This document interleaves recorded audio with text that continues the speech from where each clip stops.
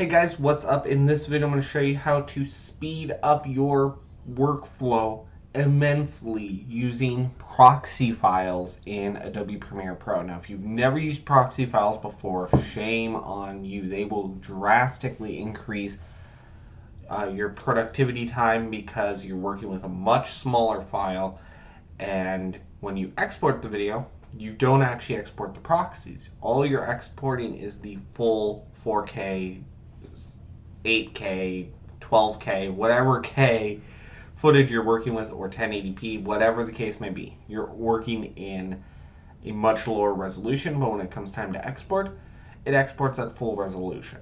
So how do we create these proxy files? Well, first off, you need to be working in at least Adobe Premiere Pro CC 2016 or higher. If you are not in one of those versions, this is not going to work. But as long as you're running one of those versions, you should have no problems whatsoever. First thing I'm going to do, I'm going to come in here, I'm going to click on my timeline, and you can see I have this footage here that I really roughly edit, and you can see it's taking quite a while as I'm clicking around. It's taking anywhere up to a minute to really give us the full effect of what we're looking at here. You can see that one's taking quite a while to update. But let's go ahead and create these proxy files. I'm going to scroll down and I can see right here what the name of the file is, and it's right here. I'm going to right click it and I'm going to say create proxy, create proxies. Now you can see it says source preset QuickTime, and it's got this Cineform. You're not going to have this. This is something we're going to need to create in order to really utilize our proxies.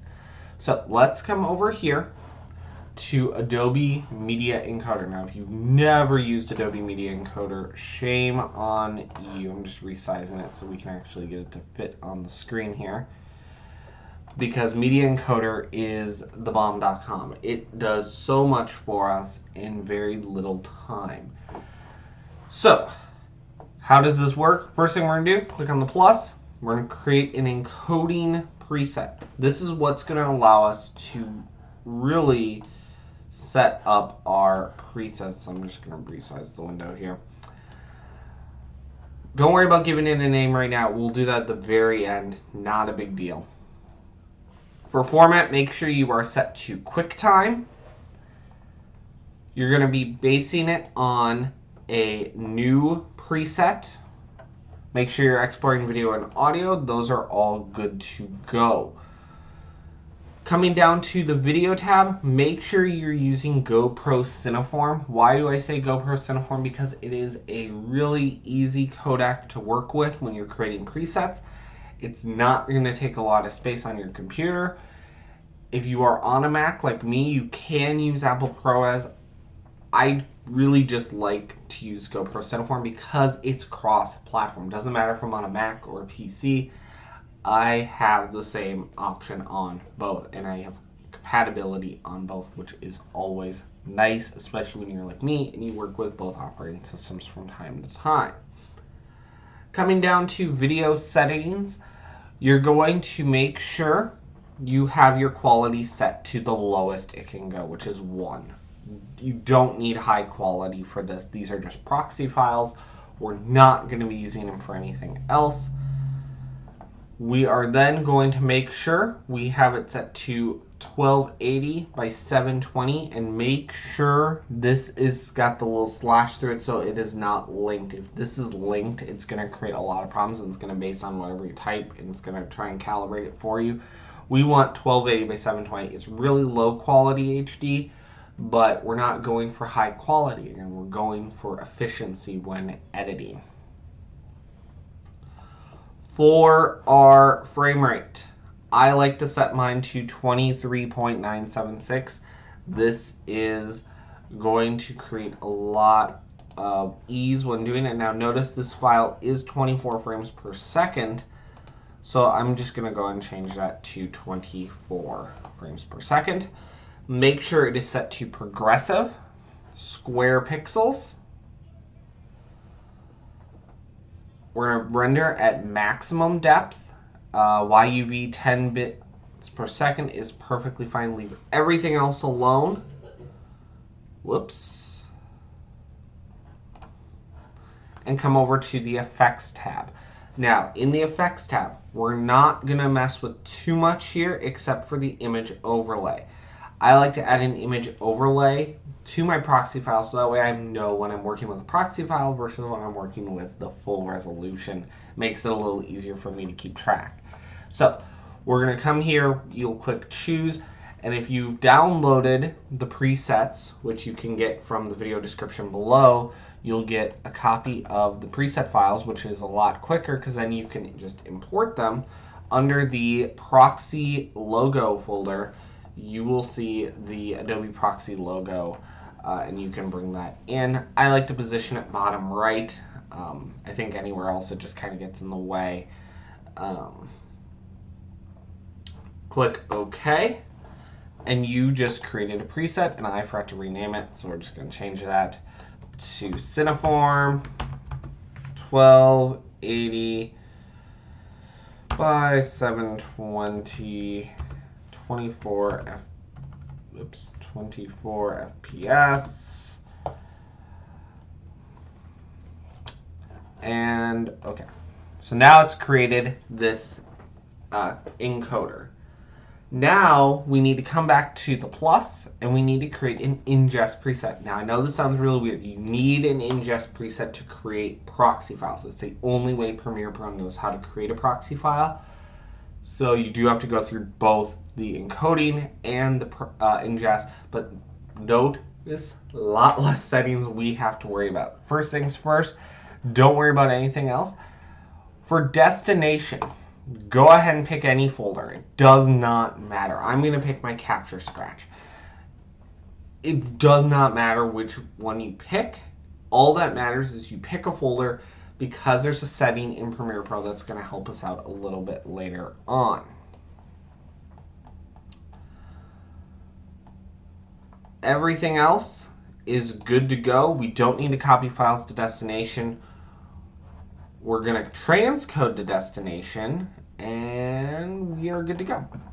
We're going to go ahead and give this a name. We're just going to say ingest preset 24 FPS. Yada, yada, yada. You get the idea. Okay, so now I've got my two presets, and you can see here's my ingest, here is my 24, and there are the ones that I started with when we got started. I am going to right click the ingest preset, and I'm going to say reveal preset file. Why am I saying reveal preset file? Well, because I need to know where this file is being saved on my computer. Now, depending on what version of or what operating system you're using, this is going to vary. So on a Mac, the easiest way to see the file path is hold your command key, click on the little folder. It's going to show you the path to the file. So it's on my Mac Pro, Macintosh HD, users, me, documents, Adobe, Media Encoder, 11 presets. It's buried several layers deep, but it's not too terrible. So let us keep that in mind, and let's pop over to Adobe Premiere. I'm now going to go ahead, I'm going to say right click, I'm going to create a proxy, and now this is where we get into it. We're going to say QuickTime, we're going to use our Cineform preset, but I'm going to actually say add an ingest preset, and this is where I need to know where that file is being stored. So come over here, presets, and the one that I spelled wrong. So there we go. We're going to click OK, and it will start the ingest preset process. Now I'm going to just use my Cineform and click OK. And it's creating proxy jobs. So now it's going to utilize Media Encoder to create these presets. to create the proxy files. Now this can take a little bit of time, so I'm going to let it do its thing, and I will come back to you guys when it is finished. Okay, so the processing of the proxy files is complete. It did take a little while. This is going to vary on the speed of your computer. This can take anywhere from 10, 20 to 30 to 40 minutes. It really just depends on the size of the files you're creating proxies from, so don't be alarmed if it seems like it's taking a while. It has to process this all to create these files.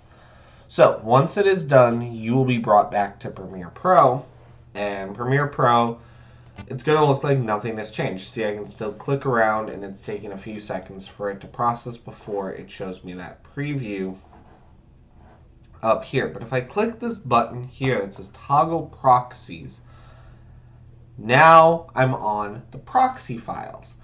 No longer looking at that full resolution, and you can see I can scrub through wicked fast. And if I click somewhere, it's almost instant, the update to the frame that I have selected. So this is why you work with proxy files. Now, when you go to export, it's going to take all of your changes from the proxy files, but it's going to apply it to the full resolution clips.